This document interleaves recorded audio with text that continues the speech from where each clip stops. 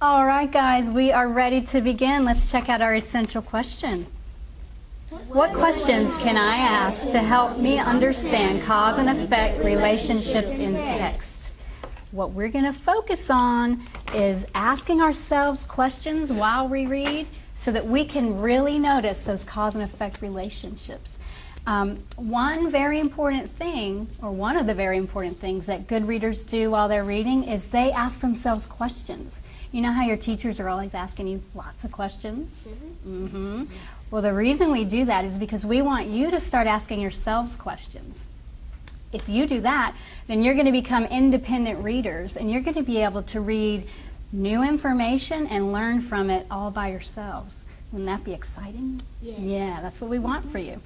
So one of the questions good readers ask has an answer sometimes directly on the page.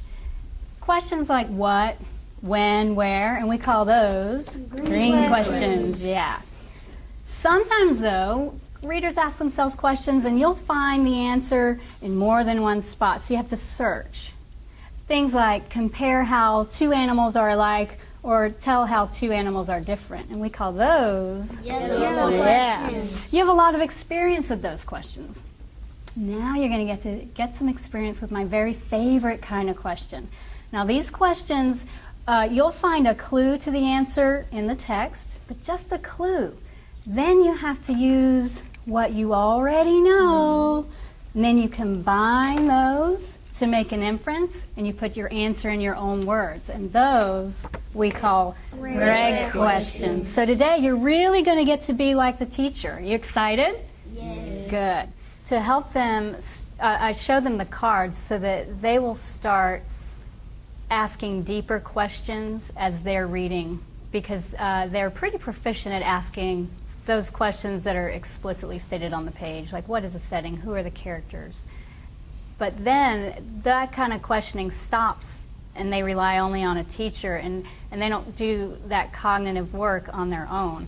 And so this is kind of a visual reminder, first of all, of what kinds of questions they could ask, and then it just keeps it visual so they will remember to do it.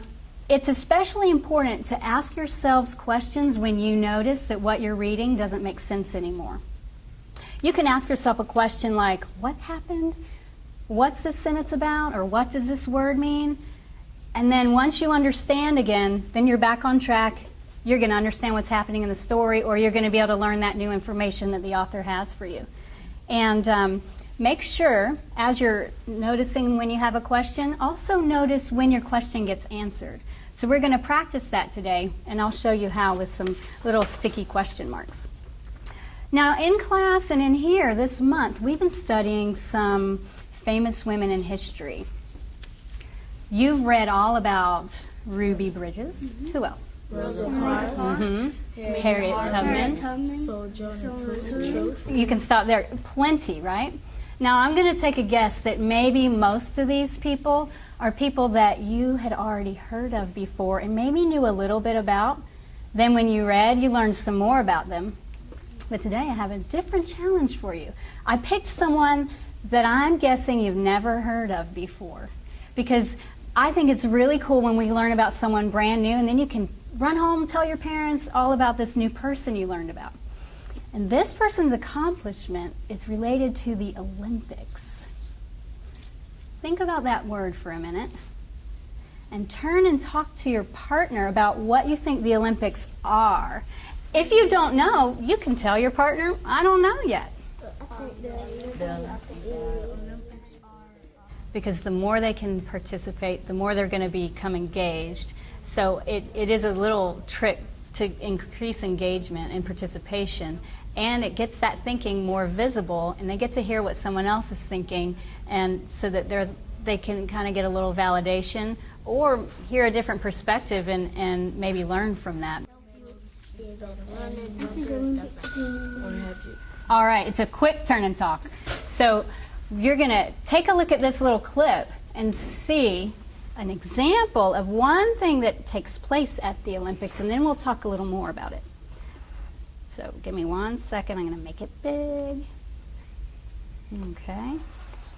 And you guys tell me. The women's high jump featured the defending Olympic champion, the current world champion, and European champion, and an appreciative crowd of 80,000 about to be treated to a great contest. Defending her Beijing gold was Belgium's Tia Helleborg, who retired due to pregnancy after her Olympic success before coming back for another try. But this time she could manage no better than 1.97 meters, leaving her fifth. Spain's Ruth Beitia went one better, tackling 2 meters, which would be a season's best for her. But that was as far as she would go in the competition, finishing just out of the medals. After Beitia's miss, there were just 3 jumpers remaining, all tackling 2.03 meters. And on her third attempt, Russia's Svetlana Shkolina made it through on her way to the bronze medal. Here's the USA American lady. Bridgetta Barrett at her first Olympics took only 2 attempts at the same height. And when she landed safely, she too was guaranteed. Pretty cool. So now, you have a better idea? That's just one of the sporting events at the Olympics. The Olympics has all kinds of sports in it. Swimming, gymnastics, track and field, diving, okay? And it happens only every 4 years. So what you noticed there were competitors from different countries. So what happens is each country that's involved selects the very best athletes from their country, and they go and compete for the honor of representing their country, and they hope to bring back a medal. So we could just keep in mind that Olympics are a worldwide sports competition that occurs every 4 years. At the end, we'll craft a sentence for this and put it up on our word wall. So it's very difficult to be selected as a member of an Olympic team. So keep that in mind. All right. So we are going to take a look at our text here and get ready to read. First, we're going to decide the genre. So let's take a look at the title and then read the first sentence or so. Okay, let's do it together. Queen of the track, Alice Coachman, Olympic high jump champion. There it is. Let's check out the first sentence. And I just love these illustrations, but we're going to get to that in a moment. Let's check out this first part. Alice Coachman was born to run and jump. Well done. This is a biography. At first, I'll be honest, I wasn't sure because they're not real photographs, and most of the biographies we've read before have been filled with actual photographs. I didn't know either because it gave a name. So you were thinking, Fiction at first, but then I figured out it was nonfiction. How- Biography, how did you figure out it was nonfiction? because it was telling facts about her. From the very first sentence, I can't exactly be sure. You know what really helped me know? The title. Alice Coachman, Olympic high jump champion, so I knew. Okay, this is all about her life. Everything in here is true. Story's long ago. Well, it was written recently, but it takes place, it occurred. You got it. How do you know? Because by the way, they don't show her photos, and I think long ago by that time they had no photos. Well, it's not so long ago. We're going to find out how long ago it was, but kind of what she's wearing, and maybe the location and the style of the drawing looks a little bit With them wheels. long ago. Looks old-fashioned. That's a good observation. Okay, so we've gotten the genre ready, discussed. So now we're going to get ready to read. So you have your strategy chart there, and everybody's chart should say nonfiction. Okay, good. You've got the right side showing. So I'm going to jot down our ideas up here. So you are welcome to jump in and help me out as I get ready. Sorry, let's move this a little bit better. Okay. Of course. All right. Okay, so we have, turn back to the cover. The title and the subtitle tell me we're going to be reading About Queen. real information about A queen. Alice Coachman. So we're not reading about a queen. Queen of the Trek must be something else. We'll think about that in a second. So we're reading. Like she's good at it. Oh, excellent. Okay, so the title and subtitles tell me we'll be reading True Information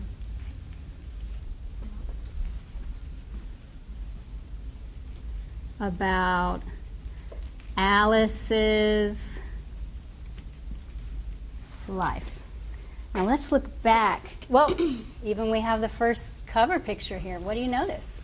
Yeah, she's running. She is running. Catching her breath. Let's flip through here. Let's see. This first illustration just really catches my attention. Look at her up there, way in the sky. Like she's jumping. She is. She's full of Energy. Yeah, I'm gonna say I can tell she's energetic because on the cover she was running too. But I also know running is It's like help you lose weight. it can, and it's also a kind of Sport. And here she is playing basketball. Oh, Jumping over sticks. a high bar. Exactly. Oh my goodness, it looks very with stormy. no foot. Look at her Shoes. Looks like it was in Africa or something. It's rural. She's sitting on the window. Get in the middle. Now flip over to this page here. 2 pages over. I like this one a lot too. Looks like she is putting on a performance. And then my eyes just go always right to a year. So this all occurred, you were wondering or pointing out that it wasn't now. It was in the 1940s. Decades ago. More, a decade is 10 years. There's more than 5 decades between then and now. It's a long time ago. Okay, so we also pointed out that she loves sports, not just running, because we saw her with basketball. Because I found that just talking about the text was not preparing them to comprehend it. So I had to make an organizer that was a little more visual and that we could keep up there, because they would get to the part where we were making predictions, but their predictions would not be tied to the title or to any of the content, and they're kind of wild and off. And so the point of getting ready to read is so that they have a purpose for reading, and so they'll be looking for some answer to some question as they go. And if their predictions or their questions aren't tied to the title or the content, then they're hunting for the wrong thing, and it's not going to make much sense. So this just helps them to have a purpose. So I know a biography is written about somebody who has done something important or special in history. So I know she has done something Important or special. important.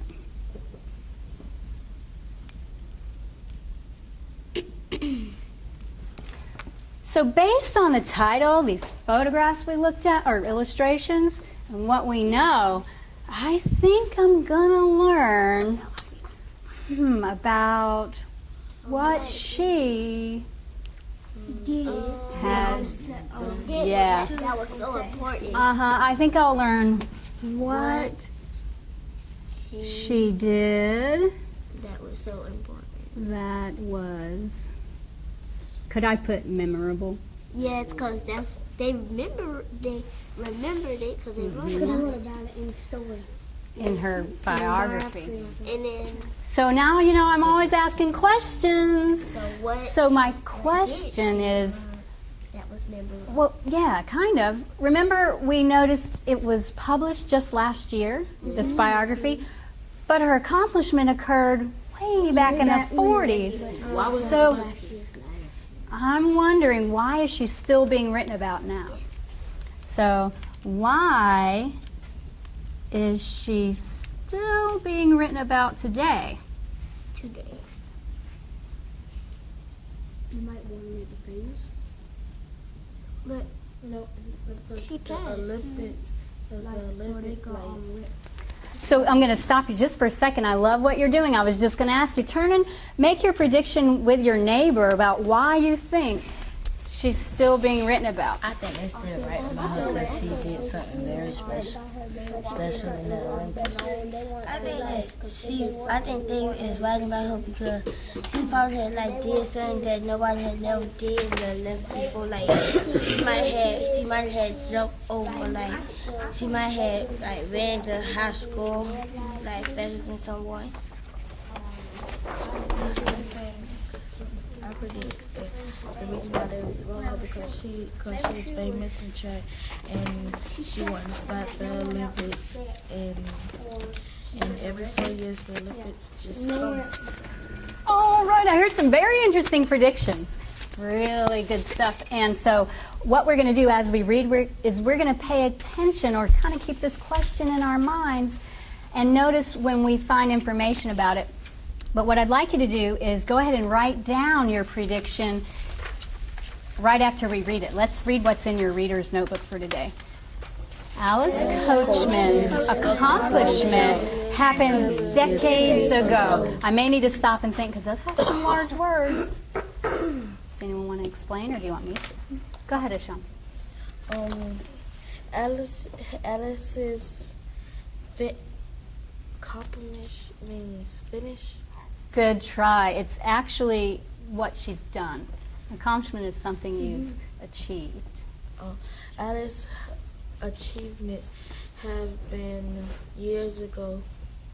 Yeah, they didn't just recently happen. So what she did happened a while back. Let's continue. Wow. Yet this book was published just last year.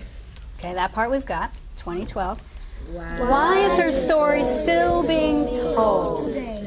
Using your background knowledge, write your prediction.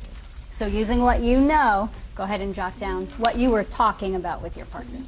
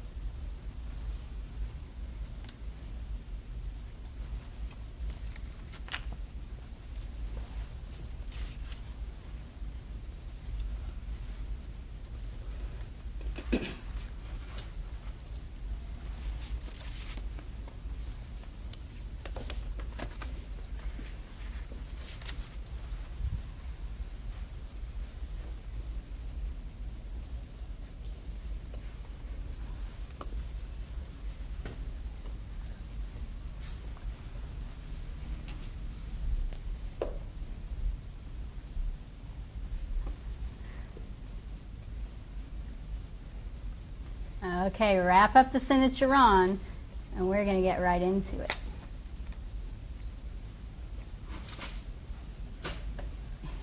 You got a lot to say. I can't wait to read it.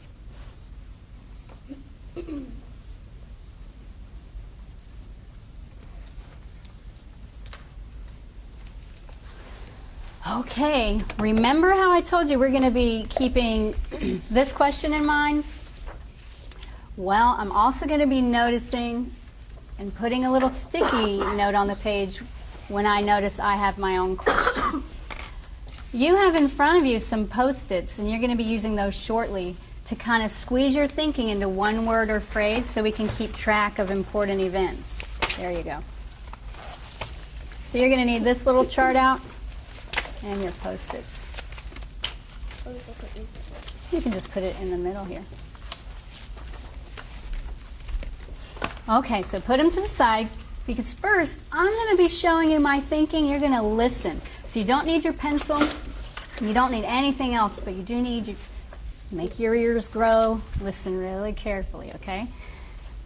Instead of using a Post-it, I'm going to use this board so I can make it bigger so you all can see my notes, okay? So let's all read together, and when I need to stop, you're going to see my signal, okay? Here we go. Alice Coachman was born to run and jump. On morning walks with her great-grandmother Rachel, Alice skipped ahead through the fields. She hopped on rocks. She vaulted over anything that got in her way. So already I get a picture of who she is. She's very energetic. She loves to run. Then already did have actually 2 questions that popped in my head that I forgot to put down as we were reading.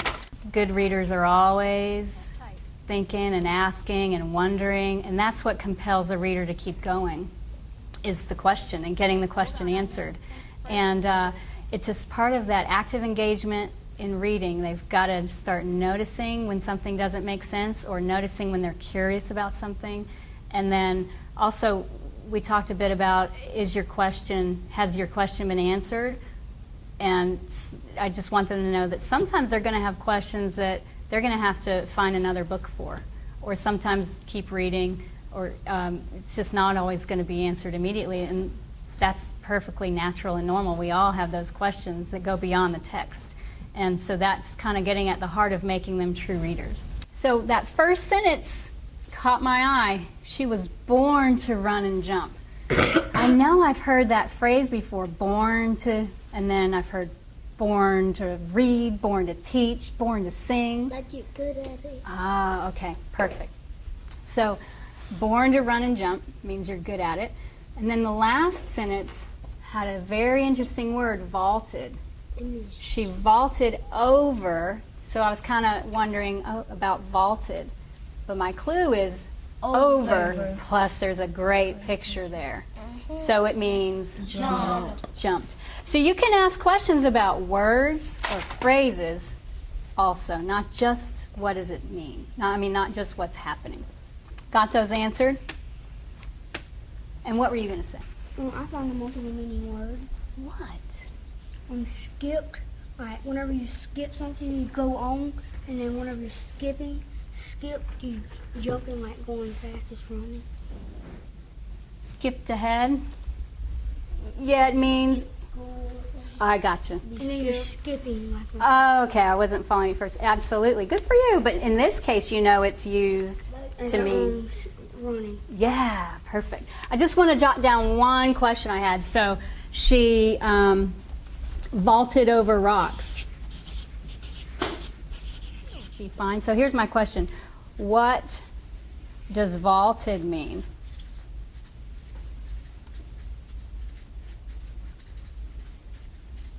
Did I find the answer? Mm-hmm. And how did we find that answer? We used what we read. So we reread, Looked at the picture. and we Think about thought what about what we know. Could have been a red question. I would say it's kind of red. You had to think about what you knew, and you got a clue. Absolutely. We made an inference. Vaulted means to jump. And then I can put red. Okay. Can I use it as a vocabulary sentence? At the end, absolutely. Yes, we do need to put this one on our wall. Perfect. Okay, so far I know she loves running. So let's turn to the next part.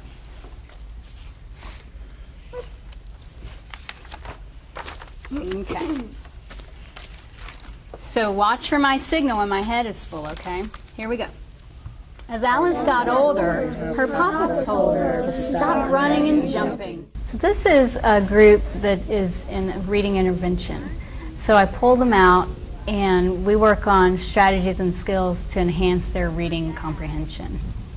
And one of the things we know that good readers do, many things that good readers do, students who aren't proficient yet don't know about those skills and strategies. So I try to pull them out and make them visible and attach a tool to every strategy and get some motion and movement involved to help them really ingrain the skills, because they're used to being very passive, and they see other students reading and they don't understand all the work that's happening that's invisible, and so I try to make it visible.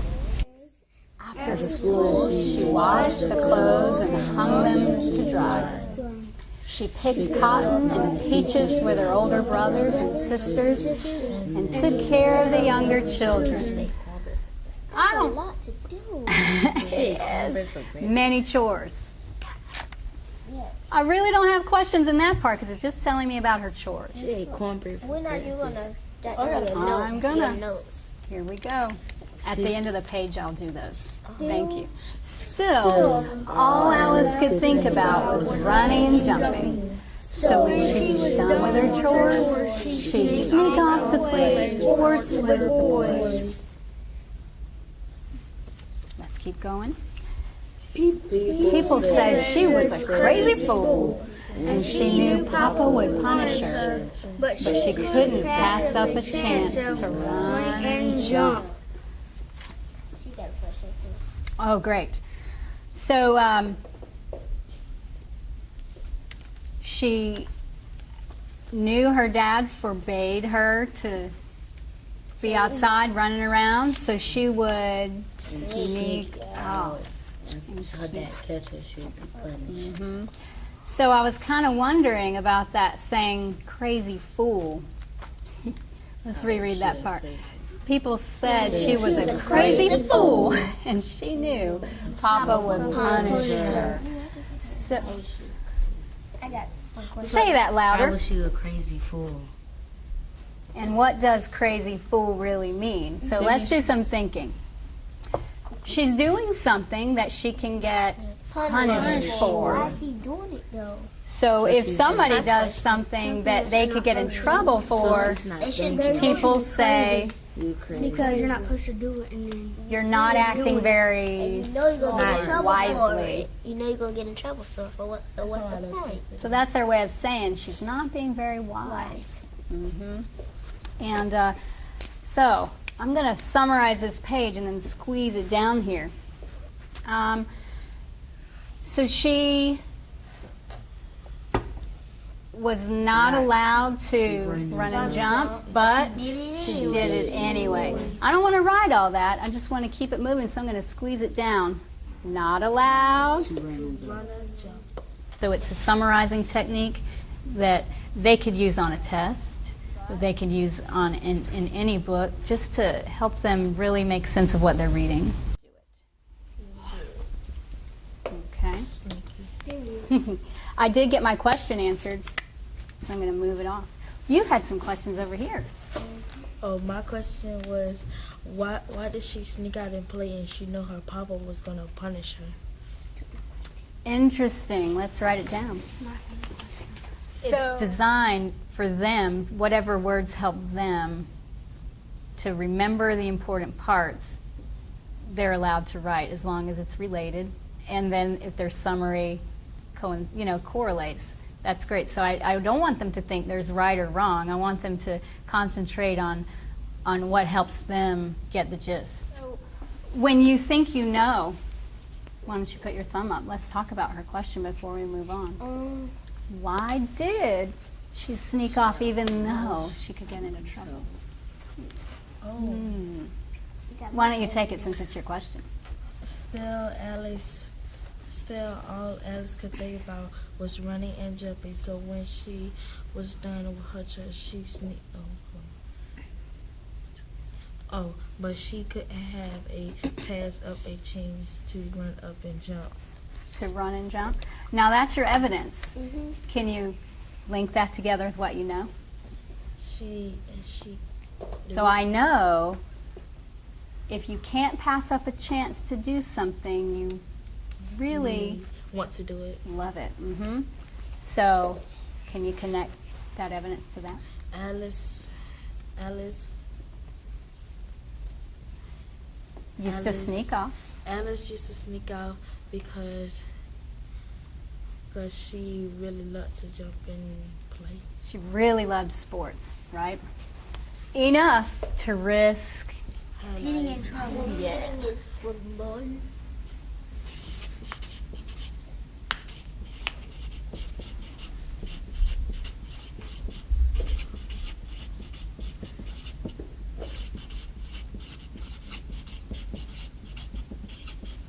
William, what were you thinking? What Why did she love running and jumping so much? Oh, that's a good question. It's interesting. Yeah, What are you thinking about that? You're gonna have to keep that on there. I'm thinking that she loved it because whenever she was growing up, she used to have to do chores and she was running to do them. So you think she loves running because of her chores? Ooh, Your question made me think back to the very first page. yeah. Can we reread that? Okay.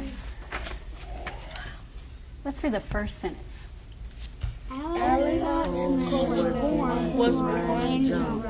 Remember what we said about born to do something? Like you love it. You just, Can't stop doing it. from the very beginning, you just have always been that way. So what could you say for your answer? Alex Kutchman could not stop because she was born to do it. She She loved doing it. just and couldn't always stop. loved it. I was gonna say that she did not want to stop because when she was growing up, she probably wanted to be an athlete and an Olympics person. And if you want to do that, you gotta learn to run and jump and all.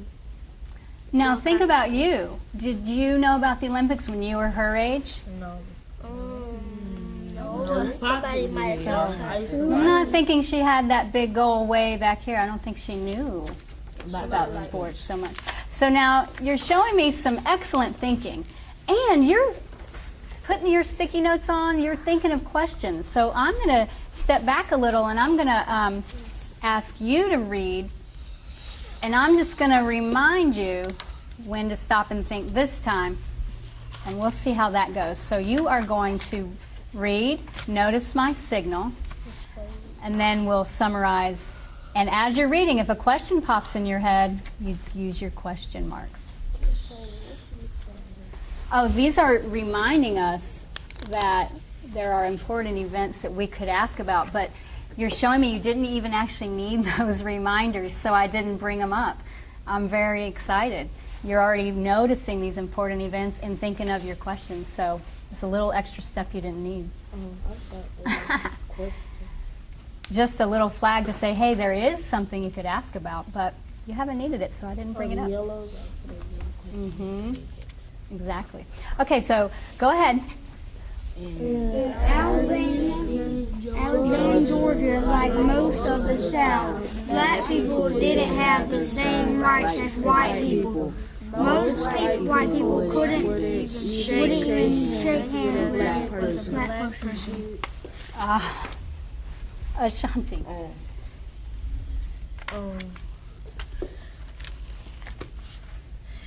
Alice,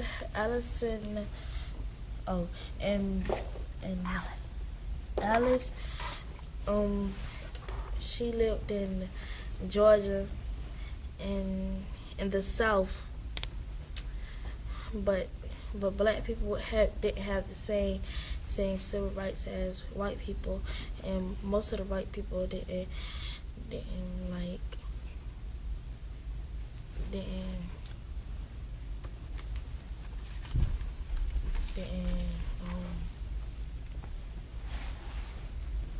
Even want to, shake hands with a black person. meaning they, okay, didn't want to really be around. Thank you. So let's keep going.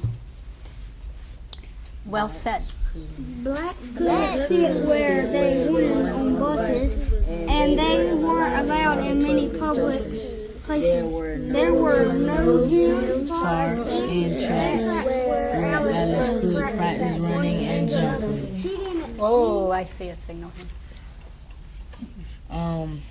Black couldn't sit nowhere where they want on a bus, and they didn't have lots of public places like gyms, parks, and tracks where Alice could practice running and jumping. Mm-hmm. Let's continue. She didn't let stop her. She ran barefoot on dirt roads. She collected sticks and tied racks to make high jumps. high jumps. Let's finish that sentence. Alice jumped so high, she soared like a bird above the cotton fields. Okay, William?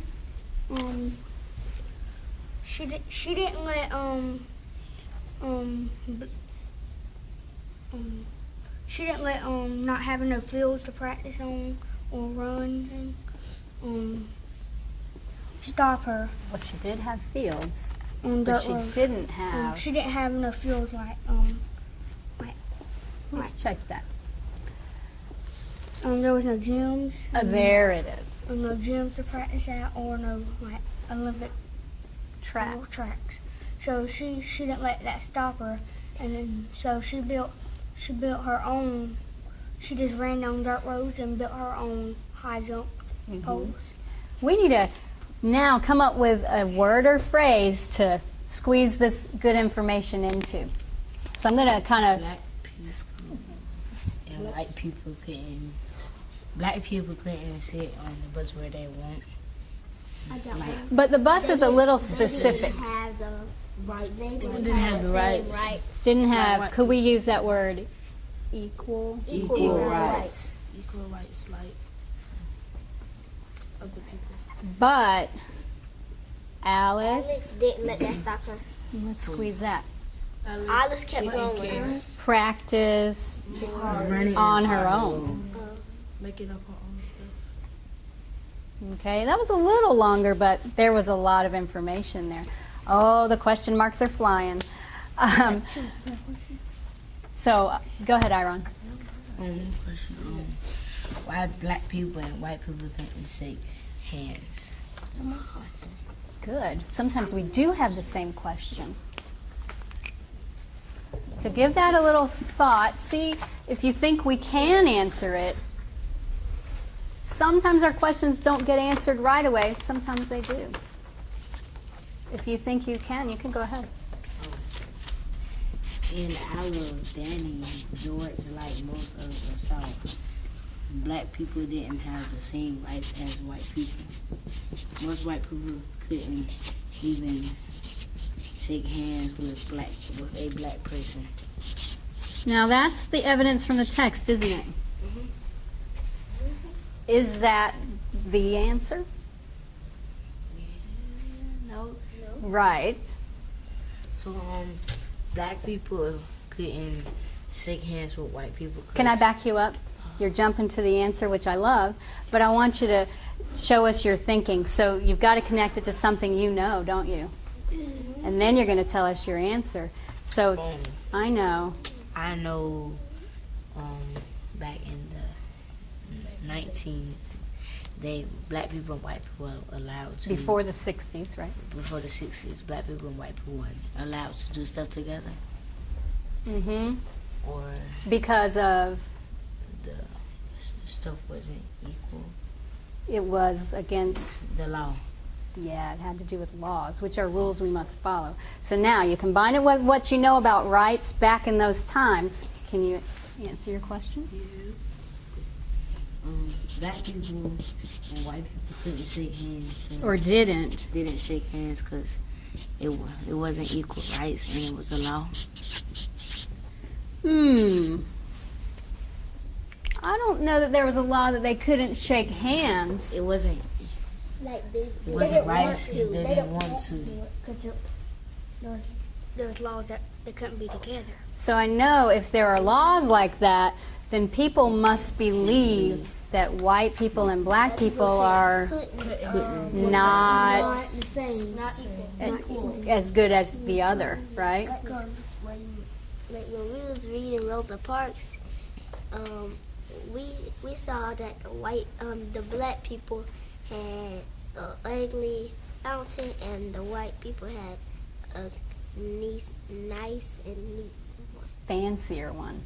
So you're connecting to what you know about that time, which is fantastic to help you understand this example. Yes, it's all about people not believing the other is as good. And how did we answer that question? It was a little complicated. We think about what we thought. Think about what we already know. Plus, Clues. reread. Absolutely. That was good teamwork. All right, so now, yep, move those over. You may not get a chance to share just yet, but you'll get a chance during your independent time. So if your question didn't get answered, leave it on the page, but if it did, you can move it. And now I'd like you to try, ready? It's okay.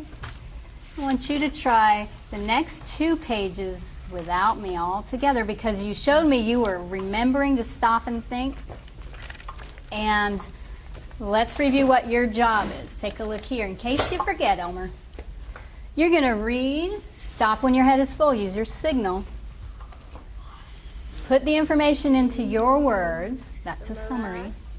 Then squeeze it into a word or phrase on your Post-it. And then notice when you're having questions. And that brings us to your organizer. You can jot your questions down on your organizer and with your partner try to answer them, or on your own. So I'm going to be listening in as you're doing all this good thinking. And if it's a question about a word, like I had about vaulted, put it on the other side. And of course, yep, use your clues. If it's a cause or effect question, asking about what happened or why, you can put it on this side. Okay? So we're going to come together in about 5 minutes. Are we going to share these? At the end, yes, I'll look at them with you, but not just now. Okay? So we're going to come together in about 5 minutes. When Alice was in Seventh grade, the high school track coach noticed her talent. He convinced her parents to let her go with the team to the famous country. You could say your summary and then keep reading and do your notes after you finish that section.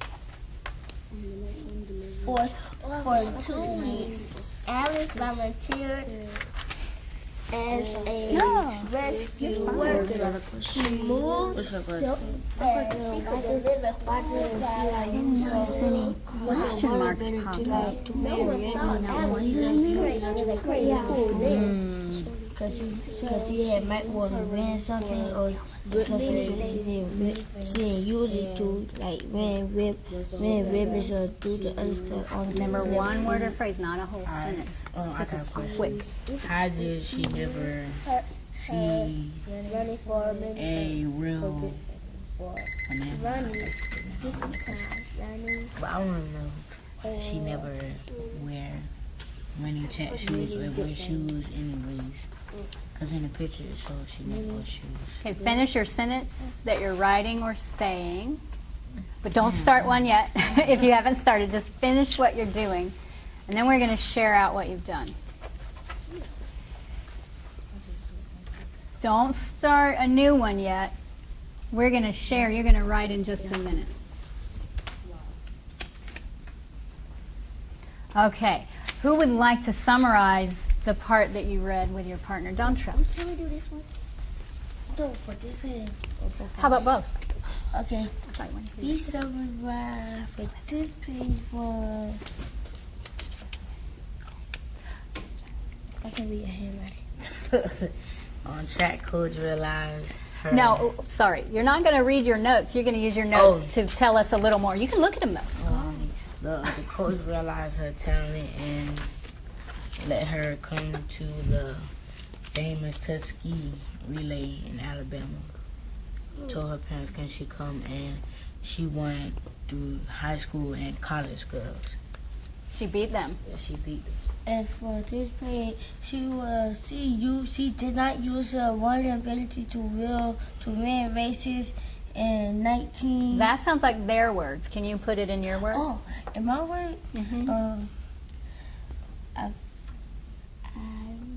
Alice? Alice, she have not used none of her one skill to win, to get any ribbons. And in 1940, a storm had you got it.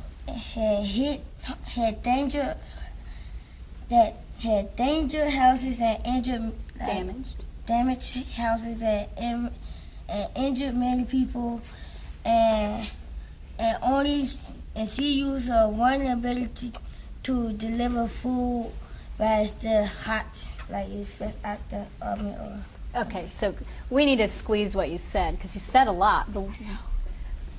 Oh, you did. Can you tell us what you put in your notes real quick? I did that. That's all right. This was I put in my notes. So here's what their notes said, because they said a lot more than what their I just notes said. wrote it, But we don't want to write all that, but this helped him remember to say what he said. Track coach invited I went. I messed up a little. her, and she wanted. Coach realized her talent, and he wanted her to come to the Tuskegee relays. So in Alabama. I'm going to just read what you wrote, which is good. Her coach realized her talent, won first place, beat high school and college girls. He squeezed it down really nicely. Okay, let's see about the questions you had. Oh, I don't see where you remember. Oh, here's one. Can we hear your question? Is it your question or your question? Okay. Why would her dad let her join the track team when he was going to punish her at the first beginning? I didn't think of that question. Isn't that interesting? What do you think? I think he realized how talented she was and how she really liked it. Fabulous. How did you come to that answer? Because in the beginning I was thinking about what he said, and he said that she had to stop it, and then back here he said he convinced the parents to let her go with the team, and it involves what he said not to do. Yeah, her new hobby or her new role. And who do you think helped change his mind? The coach, because he said he convinced her. Exactly. I'm really impressed with your question. Wonderful. Go ahead, Dontra. my question was, why didn't she use her one ability to win races? Oh, I'm glad you brought that up. Because as you were summarizing, I think there was a little confusion, so we're going to clear it up. Let's see that first sentence. Will you read with me? Alice didn't use her running talent only to win ribbons. That word only catches my attention. What are you thinking? I think that she only used her one ability to win races. To win ribbons. She only does that? Here's what it says. She didn't. See, didn't and only go together here. Alice didn't use her running talent only to win ribbons. That means she's doing something else besides winning competitions. With the same pen. Tell us what else she's doing with her running skills.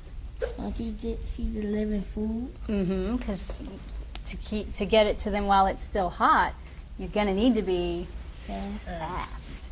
So she's using her talents in a way to be helpful, right? Not just to Different kind of ways. be a champion.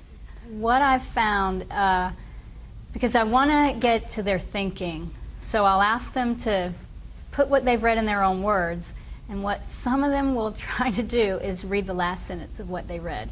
And so I've tried to help them get away with that, first of all, by talking first, then squeezing it down into one word or phrase, and then really pointing out that it's got to be their words, because restating or retelling what's in the text doesn't indicate that they've processed it and made meaning.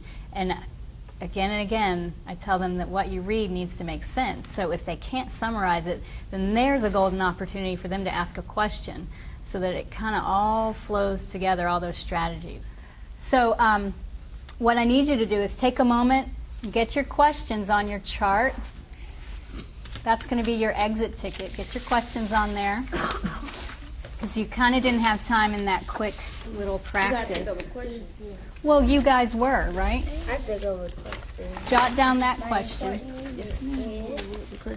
And, well, think about, you don't have to write down a question that you don't really have. Think of one you were wondering as you were reading. I was wondering why did she never wear shoes? You were wondering. Write it down. See, sometimes we do have the same question. So let's talk about what we did today. I was really, really impressed. You were jumping in there and coming up with your own questions before I even thought you'd be ready to. So that is very exciting. And almost all of you remembered when you needed to stop on your own. And I was thinking that maybe you forgot to stop, but you definitely had all that information just fine. So it is up to you when you stop. I just thought maybe you had forgotten, but you sure didn't. You knew what you were doing the whole way through. That was outstanding. So remember, when you're in class, don't just wait for your teacher to ask you questions. You can use different strategies to help yourself answer your questions, and make sure you stop and notice when you have a question, and then notice when it gets answered. Okay, so should we do around the world? Very nice, very nice. Okay, each little might look like a toy, but it's actually used as a tool in here. Each one is tied to a reading strategy that good readers use. So this is, we call it our know-it-all glasses, because they need to remember that there is so much that they do already know, and we have to use that as we're reading so we can make, or learn and make new meaning. And we have the beads to remind them to predict. A little trophy to pay attention to vocabulary, because we can't skip over unfamiliar words. But what was exciting to me today is they didn't reach for their tools as much as they used to, but they were using the strategies.